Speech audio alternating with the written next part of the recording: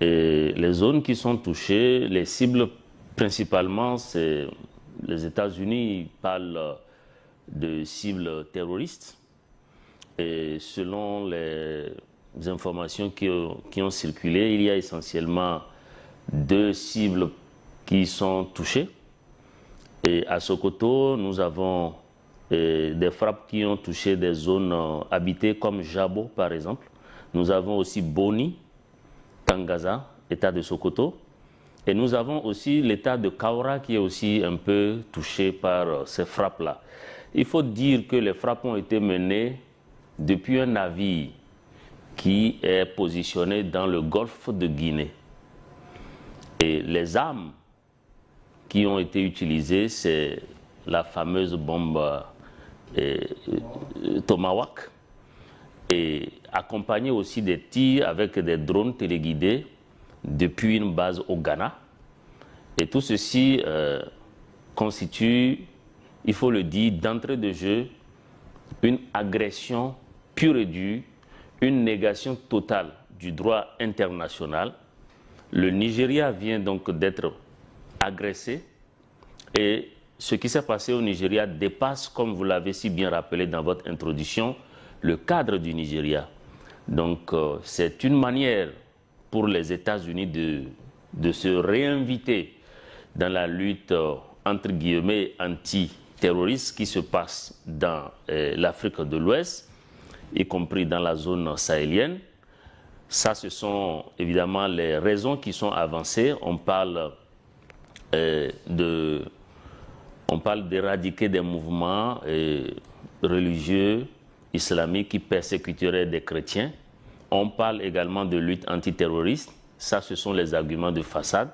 J'espère que dans cette émission, nous aurons l'occasion de voir de plus près qu'est-ce qui se joue là avec ces frappes américaines non loin de l'AES. Il faut rappeler que l'État de Sokoto est situé tout juste à moins de 200 km du Niger, précisément de Maradi et de Koni. Et j'ai eu l'occasion moi-même de faire cette route-là plusieurs fois. Et c'est à peu près la même distance qui sépare Cotonou de Lomé. Donc vous voyez très bien que ce qui s'est passé, c'est vraiment aux portes de l'AES que ça s'est passé. Et cela mérite d'être étudié avec beaucoup d'attention et de lucidité. Et vous avez vu quelle a été la réaction du Niger. Automatiquement, le Niger... Tout à fait. Sur ces réactions, Excellence, comment les cibles sont-elles différenciées entre les infrastructures logistiques des insurgés et les zones de forte densité civile? D'abord, il y a eu des frappes. Et curieusement, jusqu'ici, on n'entend aucun bilan. Ni les Américains qui ont fait les frappes ne nous disent qui ils ont frappé. L'État du Nigeria ne dit pas qui on a frappé, s'il y a eu des victimes, qui sont ces victimes, rien. Donc déjà, ça pose un problème. Maintenant, les frappes, c'est la première fois que j'entends qu'il y a des terroristes à Sokoto. Parce que depuis des années, on nous a dit que c'est dans une forêt, la forêt de Sambisa, que les terroristes sont concentrés et de là, autour du lac Tchad. Donc j'ai été surpris d'apprendre qu'il y en avait aussi à Sokoto et apparemment c'était plus urgent de frapper à Sokoto que de frapper dans la forêt de Sambisa où ils sont vraiment installés, ils sont chez eux. La forêt de Sambisa, c'est une république terroriste et personne n'y touche, ni le Nigeria, ni les États-Unis. Donc on ne sait pas qui a frappé qui. Maintenant, on écoute les voix, les observateurs. Certains disent ah, ça c'est une très bonne chose, on invite l'Amérique à frapper davantage les terroristes.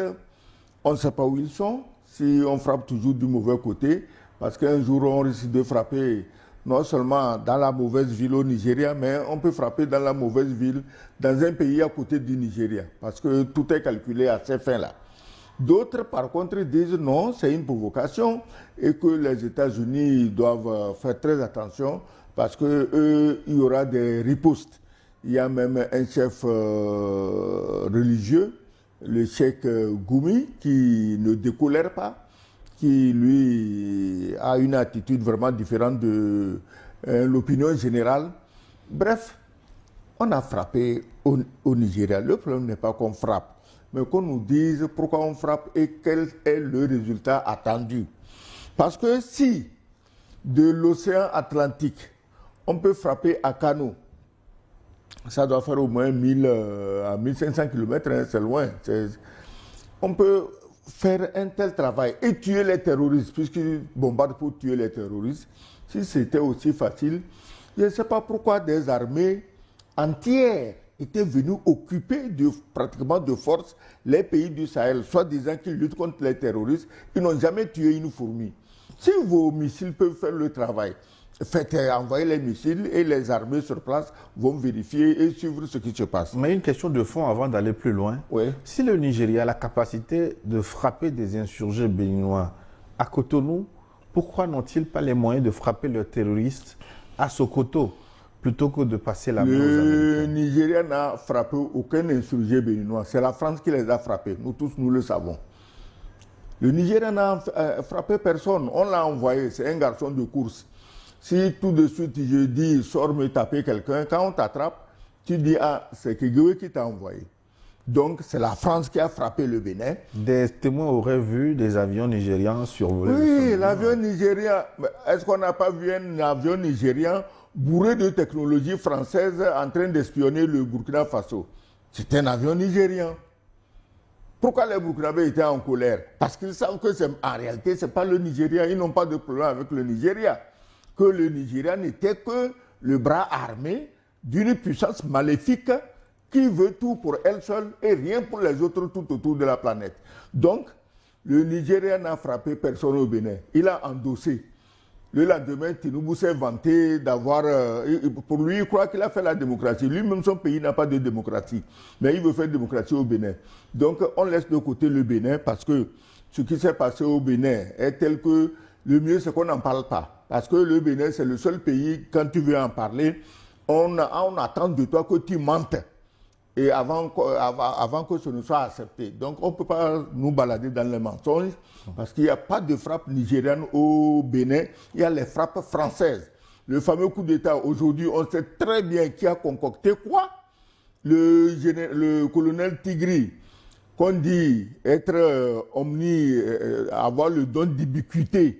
Il est au Togo à Lomé 2, il est au Burkina au palais de Kosiyam, il est au Niger dans le palais présidentiel. Tout ça, tout ce bordel-là. Je crois que sur une télévision sérieuse, on ne va pas revenir dans ce méli-mélo parce qu'on sait qui tire les ficelles pour faire plaisir à quelle bande de naïfs. Tu dis alors où on va questionner le cadre légal de ces frappes américaines sur le sol nigérien. Est-ce qu'il existe un accord formel, ce qu'on appelle généralement le Status of Forces Agreement OVA, encadrant spécifiquement ces interventions aériennes sur le sol nigérian? Avant même de parler de cadre légal, vous devrez vous poser la question si les autorités nigérianes sont même au courant. Parce que vous avez entendu que c'est à 19 minutes des frappes que le gouvernement du Nigeria a été informé. Ce qui s'est passé au Nigeria... Le ministre des Affaires étrangères dit avoir discuté au moins 2 fois avant ces frappes à Sokoto. D'accord. Si le ministre du Nigeria dit qu'il a discuté au moins 2 fois, comment vous expliquez alors la réaction du gouvernement du Nigeria qui a suivi? Parce que vous avez vu quand même qu'il y a eu plusieurs versions concernant ce fait. D'abord, la zone où il y a eu les frappes, cette zone n'est pas accessible aux observateurs indépendants. La zone est complètement quadrillée. Les journalistes indépendants n'ont pas pu avoir accès à cette zone. Ça, c'est d'abord la première chose. Les appareils qui ont été utilisés. Le Nigeria, nous a-t-on appris dans le coup d'État manqué du Bénin qu'il avait des avions qui pouvaient opérer des frappes très précises. Ça, c'est le président Talon lui-même qui a dit que ce sont des avions qui ont permis de faire des frappes précises. Donc, ça veut dire que le Nigeria avait la capacité de mener ces frappes précises sur son propre territoire, mais que ça n'a pas été le cas et que c'est les États-Unis qui sont venus, à travers un navire installé dans le golfe de Guinée, mener ces frappes-là. Je pense que cette histoire est une nouvelle invention. C'est une nouvelle invention qui est bourrée de mensonges et de tromperies et de duperies politiques. Et qu'il vous souvienne que depuis que l'Alliance des États du Sahel a commencé par produire des effets positifs en matière de lutte antiterroriste, en matière de réorganisation de la zone, en matière de diversification des partenaires, et cela a conduit le Niger à demander le démantèlement de la base 201 des États-Unis installée à Agadez. Et cette base a été démantelée sur pression des populations du Niger et donc de l'AES et sur pression également du gouvernement du Niger. Donc ça a été carrément un repli ou une perte d'influence de la présence américaine et occidentale dans l'AES. Aujourd'hui, qu'on a laissé d'abord, vous avez vu quels sont les stratagèmes que les impérialistes ont utilisés pour aller contre cette AES. À travers ils ont tenté de soulever les populations en vain. Ils ont tenté de mener une pression accrue terroriste sur les populations, mais les États tiennent malgré tout et avancent. Ils ont mené des politiques d'asphyxie économique sur ces pays, mais ça n'a pas également marché. Donc il faut passer à une dimension supérieure, il faut passer à une dimension nouvelle. Et vous savez que les États-Unis, un jour, c'est pour des raisons démocratiques, pour établir la démocratie qu'ils frappent, et la nouvelle trouvaille, c'est la lutte antiterroriste. Et vous avez vu également que de tout le temps, les bombardements américains et occidentaux dans les pays n'ont jamais apporté aucune solution. On se rappelle de ce qui s'est passé en Afghanistan. Vous avez vu comment les États-Unis ont été chassés là-bas après une présence prolongée, soi-disant pour établir la démocratie et travailler contre le terrorisme. On a vu le résultat. L'Irak est encore très frais dans les mémoires. C'est pour dire qu'en réalité, c'est des raisons qui sont totalement fallacieuses, qui ne tiennent absolument pas la route. Ce que veulent les États-Unis, en réalité, en faisant cette frappe, c'est encore pour mettre la pression sur les États de l'AES. Vous savez que le Niger, comme je l'ai rappelé tout à l'heure, est à 200 km du Nigeria. Oui, mais je vous laisserai démontrer cette argumentation, oui. Le fait de voir derrière les frappes à Sokoto, l'AES, mais je voudrais demander à son Excellence ce que pense le Nigeria de ces frappes. Le pays n'a pas contesté. On a entendu le ministre des Affaires étrangères valider ces frappes. Ça veut dire qu'elles ont eu lieu à la demande du Nigeria. Mais soyons sérieux. Si c'est à la demande du Nigeria, ce que le ministre des Affaires étrangères même a dit est grave. Parce que ce n'est pas les ministres des Affaires étrangères qui décident de la guerre. Dans ça, on n'a jamais parlé du ministre de la Défense. On n'a jamais parlé du chef d'état-major. On n'a jamais parlé des militaires. Ni du chef de l'État lui-même. Ni du chef de l'État lui-même. Le ministre des Affaires étrangères décide de quoi? Il sait quoi de la guerre? Il sait quoi des bateaux qui sont dans le golfe de Guinée? Il sait quoi des missiles Tomahawk qui doivent être envoyés? Il sait quoi? Mais soyez sérieux, tout le monde sait que c'est du n'importe quoi. Une telle frappe aurait requis aussi la validation de l'Assemblée nationale et du Sénat. Est-ce qu'au Nigeria, d'ailleurs pas seulement au Nigeria, en général en Afrique, est-ce qu'à l'Assemblée nationale et au Sénat, est-ce qu'ils sont là pour qu'on demande leur avis? Tu décides, tu leur dis d'avaliser, ils avalisent. Quand on a frappé le Bénin, ce n'est pas le lendemain qu'on leur a demandé, ils ont dit oui, nous on est d'accord. Mais au moins c'est sur pas la ça. forme. Pourquoi Oui, ici aussi pour la forme, l'Amérique frappe. Et après, l'Assemblée nationale va valider, le Sénat va valider. On connaît le circuit, ce n'est pas nouveau. Parce que si le gouvernement nigérian était vraiment associé à l'affaire, si le gouvernement nigérian devait dire à l'Assemblée de voter, de décider ou au Sénat d'apprécier, mais on n'aurait jamais frappé parce qu'on dit qu'il y a parmi... il faut faire attention, au Nigeria, le problème c'est quoi? C'est que de hauts responsables, que ce soit au niveau du gouvernement, au niveau des États, de la fédération, au niveau disons, des armées, Mais il y en a qui sont de connivence avec les terroristes. Donc si on va à l'Assemblée, on dit on veut bombarder, mais il y a à l'Assemblée certainement quelqu'un qui s'entend avec les terroristes, il va les avertir. Donc je crois que pour ces raisons, il faut une certaine discrétion, on a frappé. Ok, on est d'accord, parce que si on leur dit, ils vont s'éparpiller. C'est pourquoi j'ai dit, mais finalement, on a frappé qui? Il n'y a pas de bilan. On ne nous dit rien. On a frappé qui? Au Bénin, on sait à peu près qui est mort. Même si on ne l'annonce pas. Parce que c'est le maître qui a décidé. Quand le maître décide et les valets meurent, on ne doit pas en parler. Ce n'est pas important. Oui, mais à l'origine de cette frappe, il faut se souvenir quand même des déclarations de Donald Trump qui estime utile d'aller tuer des, entre guillemets, musulmans qui martyrisent les chrétiens. Bon, c'est ce qui a circulé sur la toile.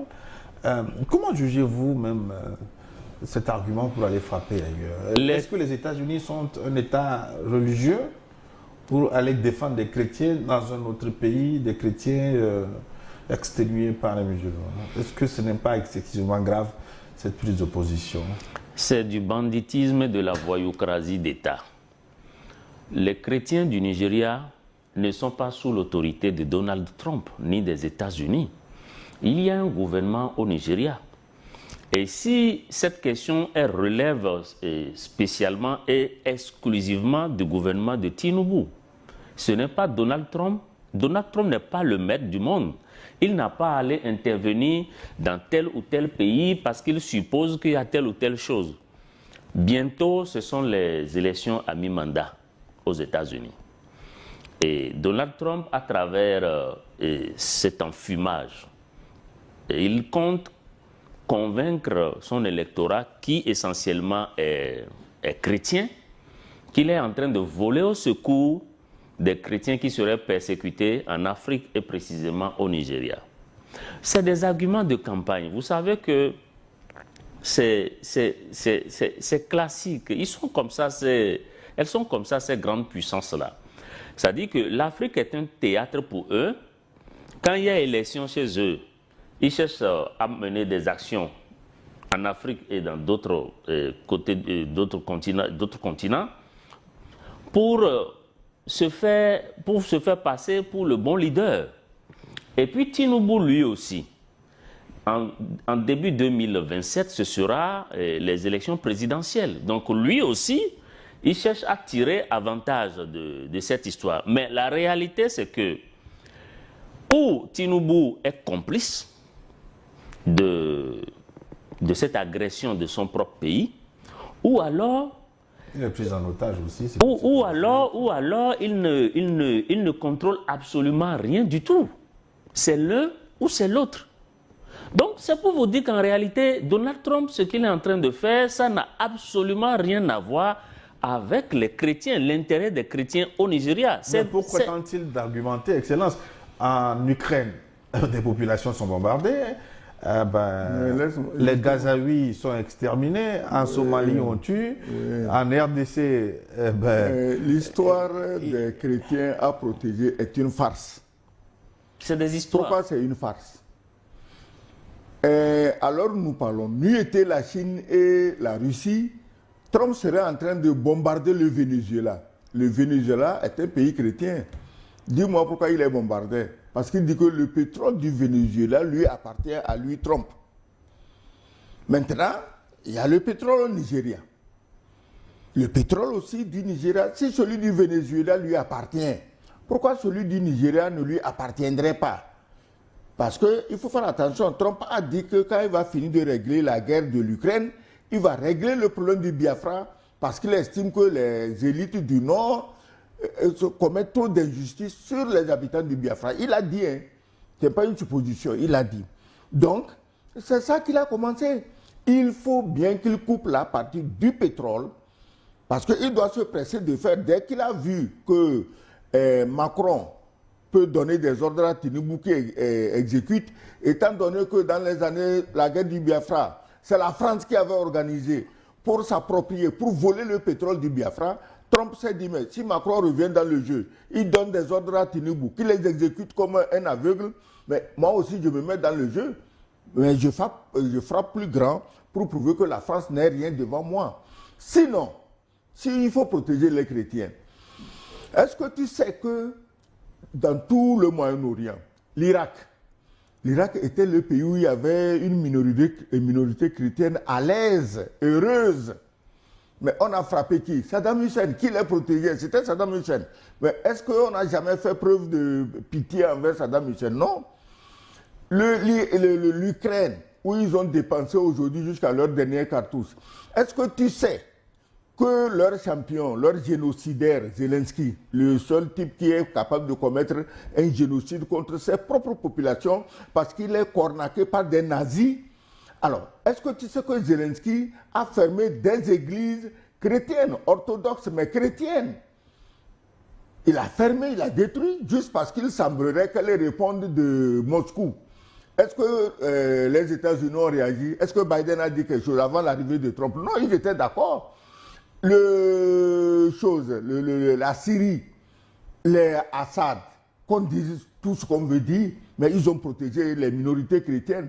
On a chassé les Assad, on a amené qui? Un terroriste musulman dont eux-mêmes avaient mis la tête à prix. Tu es sûr qu'ils pensent beaucoup aux chrétiens quand ils font des choses, ils posent des actes comme ça? En Libye, mais il y avait des chrétiens au temps de Kadhafi. Il n'y a jamais eu de problème avec quelqu'un. Il y avait tout le monde en Libye, tout le monde était heureux en Libye. Les noirs, les jaunes, les blancs, les choses. Mais aujourd'hui en Libye, même si tu es musulman, à partir du moment où tu es noir, tu arrives, on te prend, on te vend comme une chèvre. Les États-Unis ne voient pas ça. Donc partout où ils ont fait la guerre pour le pétrole. Ils veulent s'approprier le pétrole du Venezuela. Il s'aperçoit que l'affaire est compliquée.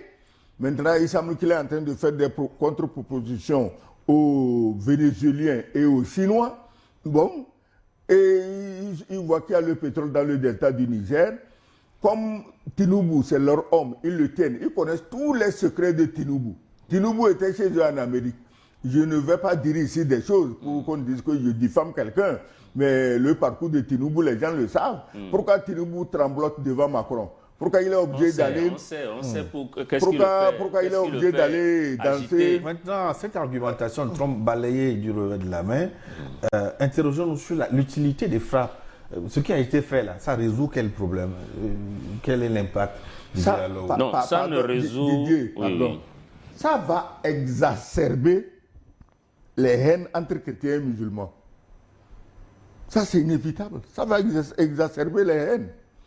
Et les Américains n'enverront jamais les troupes sur place pour défendre les chrétiens. Les musulmans, les djihadistes, je ne parle pas des musulmans globalement, je parle des djihadistes. Les djihadistes, ils vont continuer leurs attentats. Mais aujourd'hui même, il y a eu un attentat, non, à Zamfara, dans l'état de Zamfara ou quelque chose. Mais ça ne va pas mettre fin aux attaques là-bas. Ça ne va pas mettre fin. Non. Est-ce que ce n'est pas mieux de chercher quelque chose qui va mettre fin? Au départ, les pays du Sahel ont dit, nous, on combat le terrorisme. Et c'est contre eux que tous ces petits pays, ces pays de choses-là, esclaves-là, se sont levés. Aujourd'hui, tout donne raison aux pays du Sahel parce que on me dit depuis 3 jours, non, que les Américains font ça parce qu'ils veulent en profiter pour aller au Sahel. Mais vous plaisantez, quel Sahel? Le Sahel n'a pas de problème de terrorisme, il combat ces terroristes. Oui. Chacun n'a qu'à combattre ces terroristes. Oui, Didier. Oui.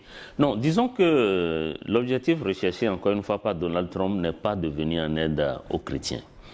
Et ce n'est pas à travers ces frappes qu'un problème sera réglé dans l'espace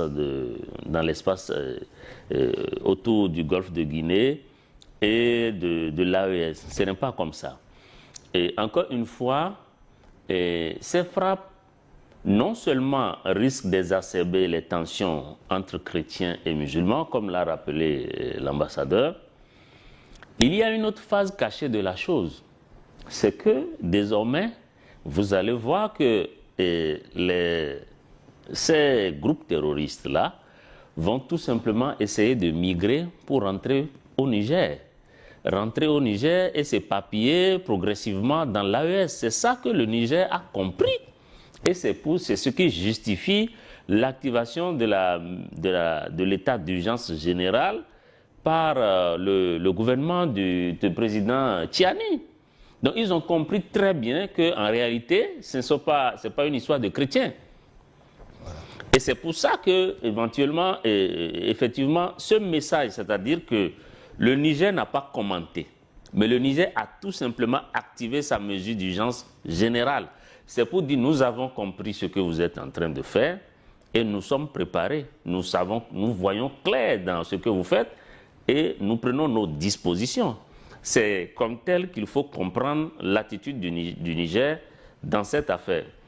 Bon, le terrorisme, est-ce que vous avez vu tout l'armada qui a été déployé au Mali pendant 10 ans? Est-ce que ça a réglé le problème du terrorisme? Pourquoi les Américains n'avaient pas frappé les positions terroristes de cette façon au Mali alors qu'ils avaient la main sur le terrain? Oui, mais ils avaient la main sur le terrain, ils étaient au sol. Donc ils profitaient justement pour faire ce qu'ils ont à faire à travers donc, ce mandat qu'ils ont eu de l'OTAN et du moins des Nations Unies, avec la France en tête de peloton et toutes les armées otaniennes qui se sont installées à Bamako. Vous avez vu quel a été le résultat? Bien au contraire, le terrorisme s'est propagé progressivement jusqu'au Bénin. Donc leur objectif, en fait, les gens ne comprennent pas que les terroristes et les impérialistes, c'est des partenaires. Voilà. C'est des amis, c'est des collègues de travail. Ce ne sont pas des ennemis. Quand vous entendez qu'eux, ils frappent les États-Unis ou la France ou l'OTAN frappe une zone, ce n'est pas pour tuer les terroristes. Au contraire, c'est pour les armer et les envoyer continuer à détruire tel ou tel pays. Et c'est encore ce qui vient de se passer là au Nigeria. C'est pour mettre une pression sécuritaire complémentaire sur le Niger et donc sur l'AES. Parce que quand, d'abord, la zone est quadrillée, les journalistes indépendants n'ont pas accès à la zone. Et en plus, il y a un flou total qui a entouré l'opération. Personne ne sait qui a fait quoi, le nombre de missiles exactement. Personne ne connaît le bilan aujourd'hui de ces attaques, de cette frappe américaine sur le Nigeria. Donc, ces arguments-là, il faut que les Africains comprennent et savent lire entre les lignes. Donc, c'est pour mettre une pression supplémentaire. Et quand il y a ces genres de frappes-là, la conséquence, c'est quoi? C'est tout simplement la dispersion. Les gens vont essayer de rentrer. En tout état de cause, généralement, n'occupent pas de vastes espaces. Oui. C'est plutôt une guerre asymétrique. Est-ce que ces bombes à grande échelle, enfin ces bombardements, peuvent résoudre un tel problème? À vue d'œil...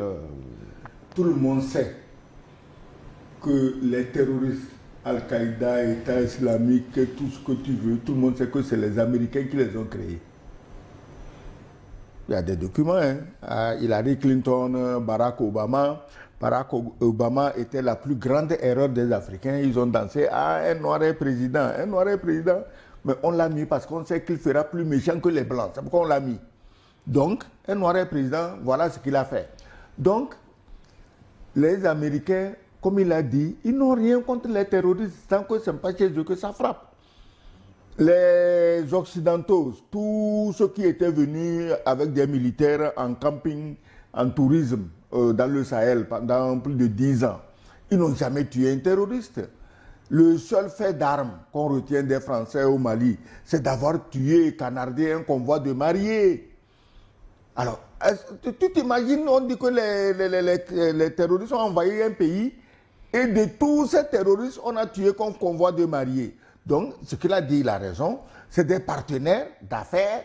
Bon, vous les terroristes, vous effrayez ces pauvres nègres, ils seront obligés de venir à nous, demander notre secours, nous on va faire semblant de les secourir et on prend leurs richesses. Parce que nous, depuis la nuit des temps, on ne mange que gratuitement sur le dos des Noirs. Mais le plus grave, c'est qu'il y a des Noirs qui sont d'accord avec cette stratégie. Et ces Noirs, ils se disent présidents, ils se disent ministres, ils se disent ceci, ils se disent même chefs religieux. Ils sont d'accord qu'on continue d'asservir le Noir pour toujours. Donc, il n'y a pas... Les Américains étaient au Niger pendant le temps du terrorisme là-bas. Ils étaient là. Et ils étaient là avec une base de drones. Oui. Aujourd'hui, on apprend que les drones sont venus du Ghana. Mais ils avaient tous les drones au Niger. Ils n'ont jamais vu un terroriste. Et en plus, ils n'intervenaient pas du tout pour combattre les terroristes qui frappaient en même temps non loin de leur camp, non loin de leur base. Bon, maintenant, un dernier chapitre avant la pause. Est-ce qu'on peut envisager une telle frappe au-delà du Nigeria, dans un autre pays, dans l'AES par exemple, dans les mois, les jours à venir? Non, d'abord au Nigeria, il y a une expérience qui a marché sous le président Goodluck Jonathan qui mérite d'être rappelé ici.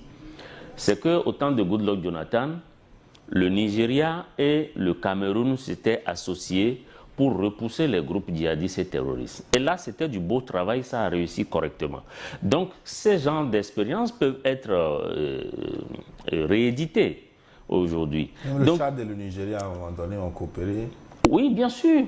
Et aujourd'hui, je pense que la solution contre le djihadisme ou le terrorisme en Afrique réside dans le modèle AES. Nos États, s'ils veulent vraiment venir à bout de ce phénomène, c'est de s'associer. Et vous avez vu qu'au niveau de la CEDEAO, ils n'ont pas un plan. La CEDEAO n'a pas un plan efficace contre le terrorisme. Chaque fois que le terrorisme frappe quelque part, la CEDEAO n'y arrive pas. Mais dès qu'on s'en est pris au président Talon, vous avez vu comment la CEDEAO a réagi. Donc la CEDEAO, elle est là, ses armées sont là, soit pour aller exécuter les plans de la France. Et vous avez vu le cas du Niger. Et ce n'est pas la première fois que Tinubu s'est rendu complice. Tinubu déjà, au lendemain du 26 juillet 2023, était prêt à mettre le Nigeria en association pour aller agresser publiquement militairement le Niger. Et il a fallu justement les religieux et les sénateurs du Nord qui se sont dressés contre lui pour qu'il file ce job-là à d'autres au sein de la CEDEAO. Et ce job, finalement, heureusement, n'a pas pu être exécuté. Donc aujourd'hui, pour répondre à votre question, je pense que nos États doivent comprendre qu'en réalité, pour lutter efficacement contre le terrorisme, ils ne peuvent pas aller chercher de l'aide auprès de ceux qui sont instigateurs du mal. On ne lutte pas contre un phénomène en s'associant au propriétaire ou à l'instigateur du mal. Ça ne marche pas.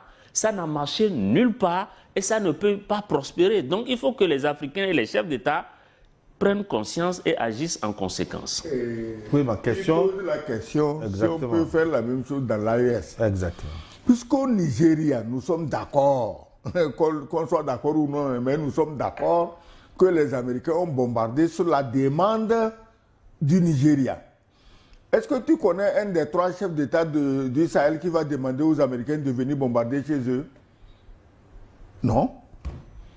Donc, ma réponse, c'est que personne, aucun Américain, aucun Français n'ira bombarder le Niger, le Mali et le Burkina. Si tu y vas, tu perds tes plumes. Parce que eux aussi, ils ont des alliances et pas des moindres. Et Poutine est clair, il est très clair, trop clair. Il dit, ces gens-là, c'est moi, vous les touchez, vous m'avez touché. Tu connais quelqu'un qui veut toucher Poutine? Je ne connais pas. Parce que la raclée qu'ils sont en train de prendre en Ukraine, la panique qui est déclenchée au Venezuela, je ne vois personne en train d'aller provoquer Poutine dans le Sahel. Mais, les présidents du Sahel, c'est des guerriers. Un guerrier ne dort pas. Quand la dernière fois, à Bamako, où j'étais, le président Traoré a parlé de l'hiver noir, mais il parlait, je suppose, de l'ensemble des menaces qui planent sur nos têtes. Mais la bêtise de nous les Noirs, la bêtise de ce machin que vous appelez la CEDEAO, c'est de croire qu'on peut attaquer les pays du Sahel et eux, ils vont s'en sortir. Même où je suis, moi je vous dis quelque chose. Personne n'a intérêt à souhaiter qu'il y ait du désordre au Nigeria. Le Nigeria est où? Si aujourd'hui il y a le désordre au Nigeria, vous croyez que le Bénin, le Togo jusqu'au Ghana, vous croyez qu'ils sont tranquilles? Le Ghana, d'où les missiles, les drones partent là. Ils croient qu'ils sont à l'abri? Moi, donne-moi 1 minute. Une fois, quand j'étais ambassadeur, le président Rawlings, paix à son âme, en visite à Bonn, a reçu le corps diplomatique au temps d'Abacha. Il y avait des problèmes. Et il dit, mais si eux, ils s'intéressent au problème d'Abacha et du Nigeria, c'est que le Nigeria n'est pas n'importe quel pays. Il dit, mais supposez qu'il y ait des troubles majeurs au Nigeria, qu'il y ait juste 15 ou 20 ou 30 millions de Nigérians qui quittent. Or, si le Nigeria a 30 millions qui quittent, on ne saura même pas que quelqu'un est parti. Alors, si 30 millions marchent sur le Bénin, sur le Togo, sur le Ghana, mais nous allons fuir. Donc, personne ne doit croire en Afrique de l'Ouest ici qu'il va semer la pagaille chez les autres et lui, il est à l'abri. Comment on peut être aussi bête et être dirigeant, et être président, ou être ministre, ou être ambassadeur? Ce n'est pas possible. Ils n'ont rien compris. Les Français sont là où ils sont, mais la guerre en Ukraine, ils crient tous les jours, ah, ça nous touche. Pourquoi les Africains ne peuvent pas s'inspirer de ça? Une dernière question, est-ce que ces bombardements peuvent avoir un impact sur la politique intérieure et déranger finalement du pouvoir Tinubu? Non, d'abord il faut voir quelles ont été les réactions qui sont enregistrées. Il y a eu beaucoup de réactions et ces réactions sont diversement partagées. Il y a ceux qui sont pour et déjà au Nigeria, il y a des voix qui émergent, qui demandent que les produits ou le partenariat entre les États-Unis et le Nigeria soit tout simplement revu. Les gens voient désormais cette intervention comme une agression de la souveraineté du Nigeria.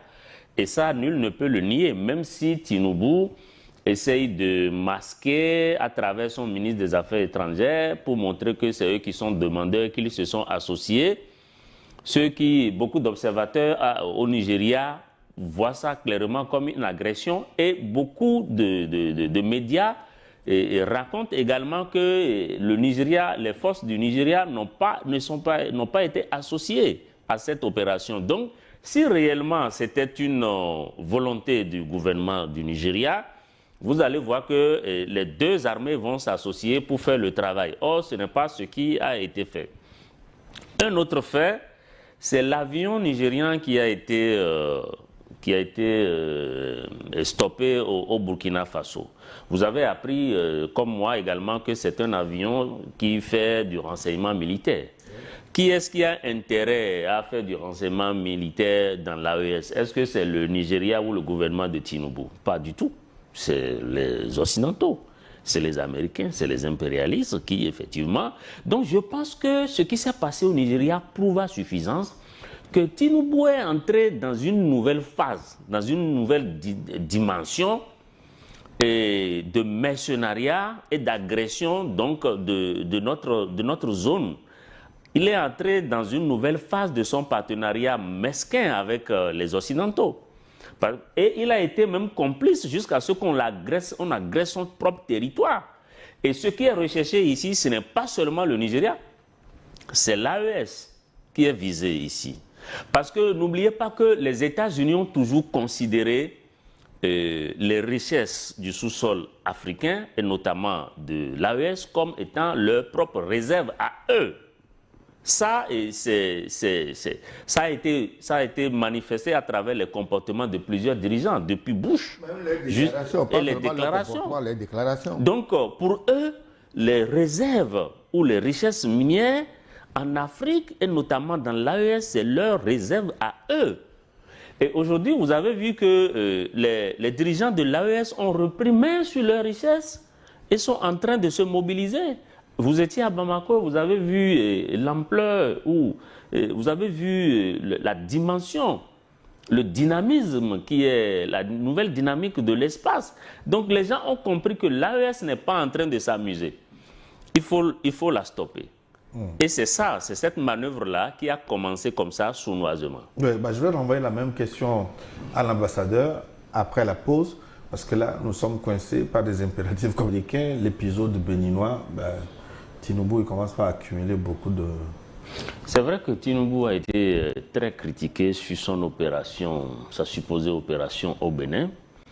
Et cette fois-ci encore, avec ses frappes américaines sur son pays, politiquement, ça risquerait quand même de l'affaiblir. Parce que même si son gouvernement a fait émerger des voix pour sembler dire que c'est une demande du Nigeria, on a vu également beaucoup d'autres voix s'élever pour condamner, parce qu'en réalité, c'est une agression, comme je l'ai répété à plusieurs reprises, c'est une agression. Cela se traduit que Tinubu lui-même est faible qu'il présente une image d'une armée nigériane aussi qui est faible et qui a besoin d'être secourue.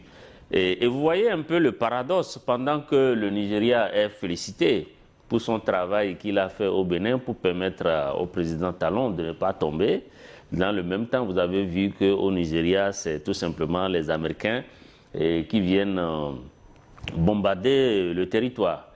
Et puis, derrière ça, ce qui est visé, c'est comme l'a dit l'ambassadeur, c'est les ressources.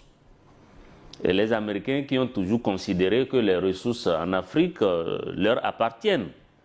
Et ils ont trouvé un très bon allié au Nigeria en la personne de Tinubu qui ne se gêne pas du tout pour jouer le rôle tout simplement de collabo, soit pour agresser tel pays, soit pour mener des attaques et porter le chapeau, etc., etc. Et donc, il y a aussi un fait que je souhaite faire observer, c'est que ce qui se passe au Nigeria là n'est pas très loin de ce qui s'est passé aussi dans la région des Grands Lacs. Dans la région des Grands Lacs, Trump a adopté une attitude, il s'est présenté où il a joué le rôle de celui qui permet d'arrêter le conflit. Mais au cœur de ça, ce sont les ressources de la zone qui l'intéressent. Donc, encore une fois, ce qui intéresse les impérialistes, ce sont les ressources. Leur train de vie qu'ils mènent là-bas en Occident, aux États-Unis, est soutenu justement par les richesses en Afrique. Et sans les richesses africaines, ils ne peuvent pas, en aucun cas, même s'ils sont d'excellents travailleurs, où est-ce qu'ils vont trouver les ressources et tout ce qu'il faut pour mener cette vie-là, pour alimenter leur usine d'armement, leur usine infrastructurelle et informatique, etc., etc. Donc, ce qui fait courir Donald Trump, c'est la recherche sans frein des ressources. Il en a eu une partie dans la région des Grands Lacs et maintenant, tout simplement, il se tourne vers l'Afrique de l'Ouest. Et il a été murmuré en ce temps aussi un accord proposé par les Américains au Mali, sécurité, lutte contre le terrorisme, contre les ressources, contre le lithium. C'est la nouvelle trouvaille des États-Unis. C'est la même chose, c'est le même discours que Donald Trump a tenu en RDC pour dire, bon, je vous protège, mais en retour, je dois prendre vos ressources. Mais depuis qu'ils ont signé cet accord, est-ce que vous avez vu que les combats se sont arrêtés dans la zone? Pas du tout. Donc ça veut dire que... Kagame dit même qu'il va lancer une attaque contre le Congo. Bon voilà, donc c'est pour dire que ces gens-là ne résolvent absolument aucun problème. Ce qui les fait courir, encore une fois, ce sont les ressources qu'ils peuvent avoir dans nos pays. Barthélemy nous a écrit du Burkina Faso. Nous devons comprendre que ces frappes américaines ne sont pas anodines. Ce sont les préparatifs de l'hiver noir dont parlait Ibrahim Traoré. C'est un bombardement qui masque des intentions maléfiques et qui requiert une vigilance accrue de l'AES. On commence banalement comme ça pour pouvoir intervenir dans l'AES, mais peine perdue. Aucun aéronef n'entrera dans l'AES pour en ressortir. Félicitations à Papa Sogoyou pour sa participation au deuxième sommet de l'AES à Bamako. Je l'ai aperçu sur le plateau de l'ORTM, Office de radio-télévision du Mali. Et merci pour la pertinence de ses interventions. Longue vie à New World TV et ses panélistes. On est toujours ensemble. Yaoumego Barthélemy depuis le pays des hommes intègres. Merci à lui. Votre passage à Bamako a été remarqué. La lutte continue. Et que retenez-vous finalement de ce séjour Non. Le séjour à Bamako, au fait, c'est quoi? C'est que voilà 3 pays qui ont décidé de sortir du merdier colonial français. Il faut appeler les choses par leur nom. Parce que quand tu vois le kilo ou la tonne d'uranium qu'on achète au prix des cacahuètes, et maintenant quelqu'un vient, il veut acheter ça au prix de l'uranium, quand tu vois ça, ça te révolte. Donc, ces pays ont décidé de prendre leur destin en main. Et ce qui est encourageant, c'est qu'ils sont concrets.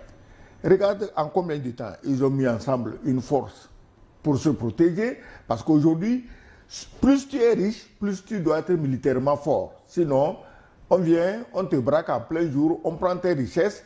Bon, la preuve, l'autre va maintenant gongonner partout qu'on a volé son uranium sans honte, hein, sans scrupule, parce que tu m'as volé, et puis c'est devenu ton uranium. Donc aujourd'hui, si tu veux jurer de tes biens, tu dois être fort. Ils ont mis sur pied une force commune.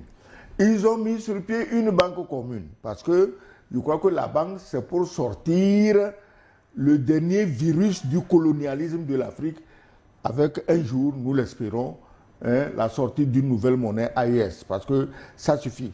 On ne peut pas accepter au XXIe siècle que des gens qui se disent démocrates, qui se disent droits de l'homiste, qui se disent luttant contre ceci, luttant contre cela, qui prennent 14 pays en otage avec une monnaie aussi débile.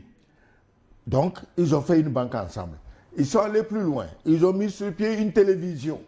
Et oui, ta voix doit porter. Si ta voix ne porte pas, tu as beau être le mieux armé militairement, tu as beau avoir les meilleures ressources, la meilleure banque, mais on te jettera toujours l'opprobre et on dira toujours que c'est toi qui as tort.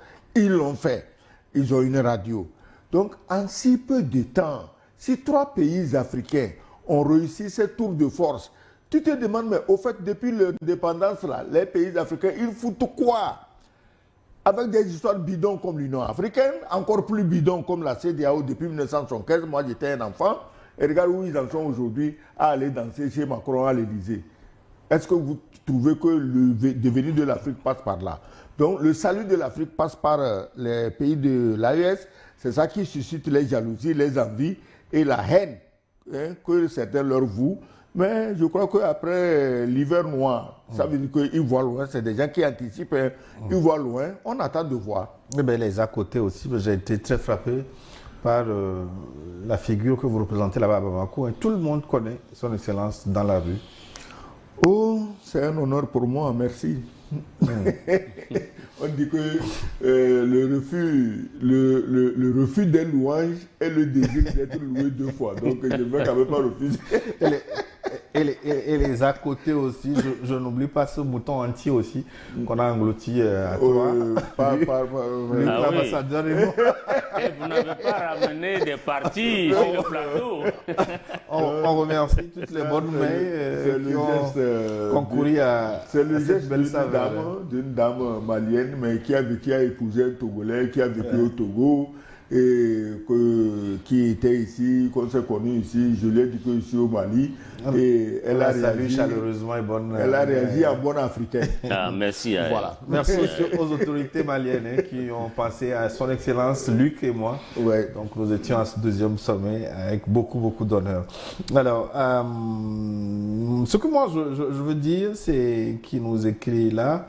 Ce que moi je veux dire, c'est qu'il faut que les gens fassent très attention des propos du président américain Donald Trump, qui veut nous mettre dans un autre conflit entre musulmans et chrétiens. Un conflit qui n'existait pas en réalité, parce que toutes les communautés sont touchées. Je demande la vigilance entre Africains. Bonne journée.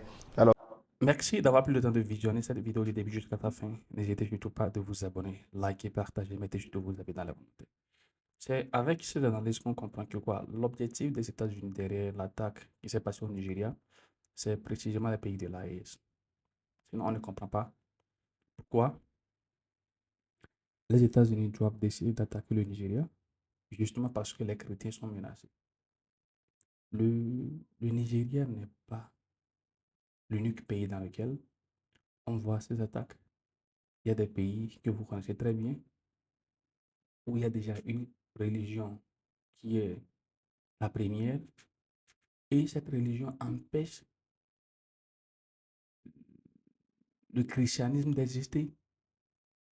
Et même appeler le nom de Jésus, c'est un crime chez eux. Pourquoi vous n'allez pas là-bas aider les chrétiens qui sont menacés? Et c'est au Nigeria, à côté des pays de l'AIS, que vous venez faire vos attaques. Vous savez, nous sommes foutus, nous les pays africains. C'est pourquoi? Parce que quand je vois les réactions des États-Unis aujourd'hui, comment est-ce que vous saisissez par exemple le pétrole du Venezuela? Et le président n'a-t-on pas dit ils ont saisi le pétrole, ils ont saisi aussi les bateaux. On ne va pas les remettre, c'est qu'ils ont confisqué tout. Comment est-ce que vous pouvez confisquer les pétroles là, et les bateaux également? On parle de Greenland. C'est que vous levez, vous voulez prendre un pays qui existe déjà et c'est de la même chose quoi, que la Russie fait actuellement sur l'Ukraine. Et vous pensez que la Russie a tort, mais vous faites la même chose. Les grandes nations ne font que piller les petites nations et pour survivre. Hein. On pense que quoi, des fois, quand ils sont des grandes nations, ils ne sont pas gentils. Hein. Ils s'exploitent nos naïvetés. RDC, Rwanda, se sont regroupés au niveau au niveau de la Maison Blanche pour pouvoir résoudre leurs problèmes. Les deux noirs du problème, c'est que quoi? Vous remettez vos ressources naturelles aux États-Unis pour vous aider à résoudre votre problème. Et là, on vous dit, après votre départ, on vous dit oui, ils sont venus dire pardon, pardon, pardon, prends nos ressources gratuitement. Ça, c'est quelle connerie ça? C'est la même chose qu'on a proposé à Zelensky, il a dit non. Il faut céder ceci, aux États-Unis, on va t'aider. C'est ce qu'il a dit non. Et on pose Zelensky à aller au bout des prêts, des dons. Je me demande qui va aider ce dernier à rembourser cette dette-là. Non, franchement, nous sommes foutus. Nous, les pays pauvres, nous sommes foutus. On nous met dans un jeu qu'on ne maîtrise pas. Nous courons dans le noir. On va de gauche à droite. Et on ne fait que créer du business aux pays riches. Le Nigeria est prêt pour exécuter son plan. Et je pense que les dirigeants des pays de l'Est aussi sont prêts pour pouvoir contrecarrer leur plan. Il est temps que l'Afrique se réveille. Il est temps que l'Afrique se réveille, les gars. Il est temps que l'Afrique se réveille. C'est très évident, c'est très important, les gars. Une fois encore, merci, merci, merci d'avoir pris le temps de visionner cette vidéo du début jusqu'à sa fin. N'hésitez surtout pas de vous abonner, liker, partager vos avis dans les commentaires. Et on se capte dans une nouvelle vidéo. Bye bye.